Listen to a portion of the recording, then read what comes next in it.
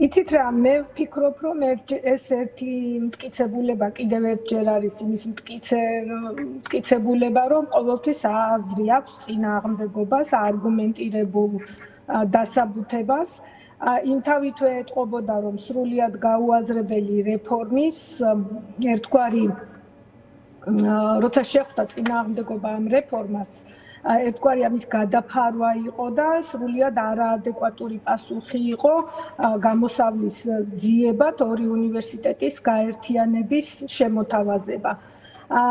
კიდევ ერთჯერ არის მტკიცება, სხვათა შორის მე ორგვარი განცდა მაქვს. ერთის მხრივ, რა თქმა უნდა, კმაყოფილი ვარ, რომ ამ გაერთიანებაზე უარი ითქვა, მაგრამ მეორე მხრივ ვფიქრობ, რომ არ იყო იმთავითვე სწორი პრაქტიკულად განათლების რეფორმის ირგვლივ მსჯელობა უნივერსიტეტების გაერთიანება არ გაერთიანების საკითხზე დასულიყო და მე მგონი ამ ეიფორიიდან დროზე არის გამოსვლა საჭირო. იმიტომ რომ უამრავი რამ რჩება გაცხადებული ამ რეფორმის ფარგლებში, რომელიც არსად არ წასულა. ძალიან ეს ვერ ვიტყვით ახლა ჩემთვის მკაფიო არ არის, ეს არის თუ არა იმ აბსურდზე უარი, რაც არის ერთი ქალაქი, ერთი ფაკულტეტი, რომლის ანალოგი უბრალოდ მსოფლიოში არ არსებობს. ყველა პუნქტი, რომელიც ითქვა, პრაქტიკულად ყველაფერი არის სადაო ამ რეფორმაში, ყველაფერზე არის პასუხი მოსათხოვი და ვფიქრობ, რომ ამ მიმართულებით ნაბიჯები უნდა გადაიდგას მეტი და მეტი პროფესორ მასწავლებელი და სკოლის მასწავლებელიც მე ვიტყოდი უნდა ჩაერთოს ამ მხრივ წინააღმდეგობის გაწევაში და არგუმენტირებულად ნაბიჯ უნდა მოვითხოვოთ დასაბუთება და მოვითხოვოთ უკან დახევა. ბოლოს და ბოლოს არსად არ წასულა ჯერ ის საკითხი, რომ ლამის არის კრიმინალად გამოცხადდეს პროფესორი თუ მოიპოვებს უცხოურ გრანტს და დაფინანსებას და უკაცრავად როგორ გადარჩა აქამდე მეცნიერება, რატო არ კითხულობს არავინ და ამის ფონზე მაშინ რატომ არ ფინანსდება ადეკვატურად ერთადერთი ის რუსთაველი სამეცნიერო ფონდი.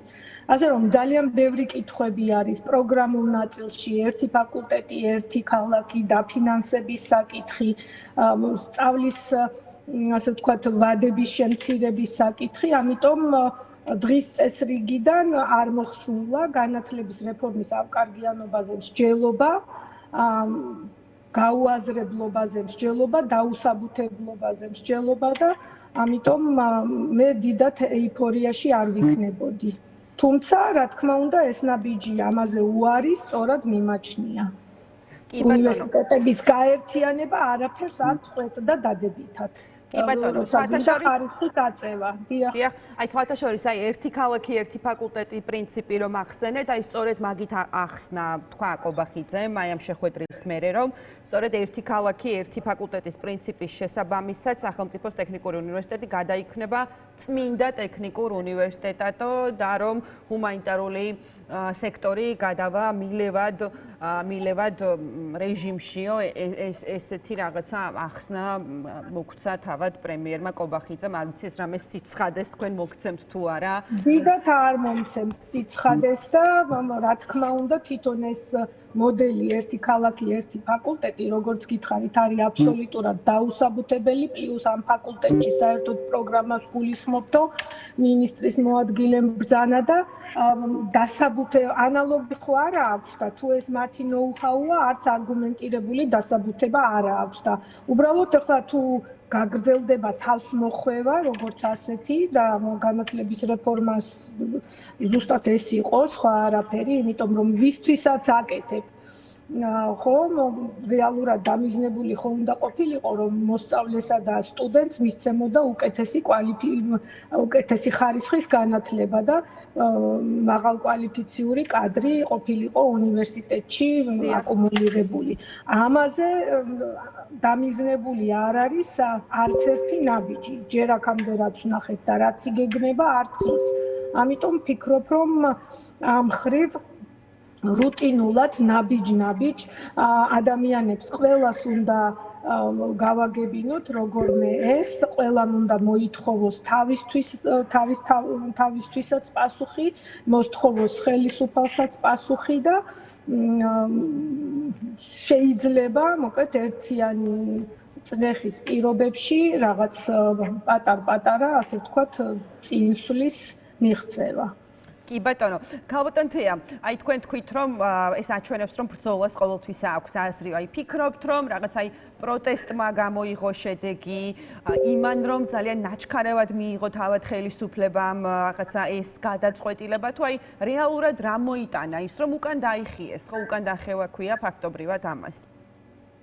იცით რა, იმდენად აბსურდი იყო, რომ გამოცხადდა გადაწყვეტილებად ორი უნივერსიტეტის გაერთიანება, რომ ხარისხი ავწიო და შეუძლებელია თითო უნივერსიტეტში ეს ვერ მოხერხდეს, რომ რა ვიცი, ბოლოს და ბოლოს როცა ამდენმა მეცნიერმა მოითხოვა არგუმენტი, მტკიცებულება და ეს მტკიცებულება არ იყო და მართლა ჩანდა როგორც პირწმინდა ახირება, მე მგონი თვითონაც ჩავარდნენ გარკვეულწილად უხერხულ მდგომარეობაში.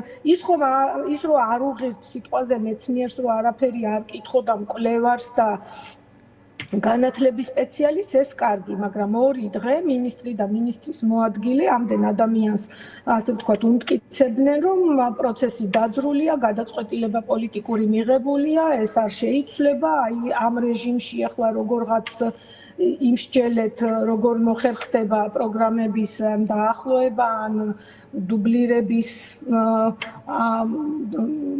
დუბლირების თავიდან აცილება ან რაღაც ამდაგვარები, ყოველთ არადამაჯერებელი ნარატივები, მაგრამ ამის მერე ეს ორი ადამიანი ისე ამტკიცებდა რაღაცას, რომ აი მესამე დღეს საერთოდ სხვა მოცემულობა მივიღეთ.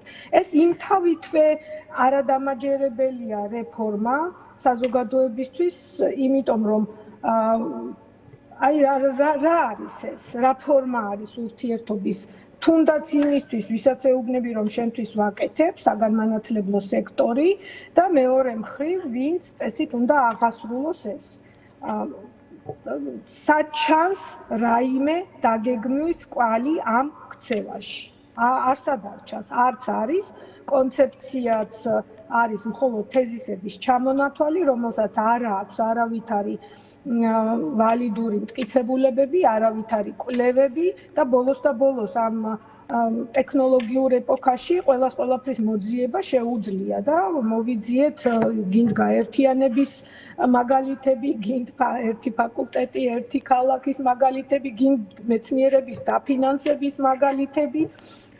პროგრამული ნაწილი რო თურმე 3+1 არის ყველაზე ეფექტური, ასე ვთქვათ, მოცემულობა უნივერსიტეტში, რომ 3-წლიანი ბაკალავრი კონდეს და 1-წლიანი მაგისტრატურა, თურმე არ შეიძლება აქ ალტერნატივები არსებობდეს, რომ მნიშვნელოვანია და თურმე ხარისხს აწევს სასწავლო 3 წლის მოკლება, როგორც სკოლისთვის, ისე ერთიანობაში 3 წლის, როგორც სკოლისთვის, ისე უმაღლესისთვის და ეს თურმე ხარისხს აწევს. ხო ყველაფერი შეიძლება რა შედარებით ნახოთ მაგალითი кейსი შევადაროთ, შევისწავლოთ. ხო და ჩვენ შეგვიძლია მეცნიერებს შეუძლიათ ამის გაკეთება და შევისწავლეთ და ვერავითარი მტკიცებულებები რომ ვერ მოიპოვეს ამის საპირწონე, ვფიქრობ რომ იძულებული გახდნენ თლად რაღაც წარმოუდგენელ შეუსაბამო ქცევაზე აეღოთ ხელი. კი ბატონო, ანუ თქვენ ამბობთ ქალბატონ თეა რომ ის რომ მაგალითად ეს ორი უნივერსიტეტის გაერთიანება არ მოხდება, არ ნიშნავს იმას, რომ კითხვებიც მოიხსნა განუსაბო. ოდნავადაც არ ნიშნავს არა, ოდნავადაც არ ნიშნავს. ეს ამან შეჭამა ერთგვარად, ჭყალებში შეჭამა დღის წესრიგი, რაც იყო მსჯელობა ამ რეფორმის ავკარგიანობაზე. არც ერთი წუთით არ შეიძლება მოდუნება და ყველა პუნქტი თითქმის მავნებლურია. ამიტომ უნდა გაგრძელდეს ამის რუტინული დასაბუთება, რაც შეიძლება ბევრი ადამიანისთვის გაგება, იმიტომ რომ აქ არავითარი მნიშვნელობა არ აქვს, ვის რა პოლიტიკური გემოვნება აქვს და ვინ ვისი მომხრეა, ყველას შვილს და ყველას მომავალს ემუქრება საფრთხე და ეს უნდა გაიგოს ყველამ. კი ბატონო. მადლობა, ძალიან დიდი მადლობა, ქალბატონ თეა, მადლობა თქვენი დროისთვის. თეა ქარჩავა, თბილისის სახელმწიფო უნივერსიტეტის პროფესორი საუბრობდა დღის ამბების პირდაპირ ეთერში. ჩვენ ახლა გვაქვს მცირე სარეკლამო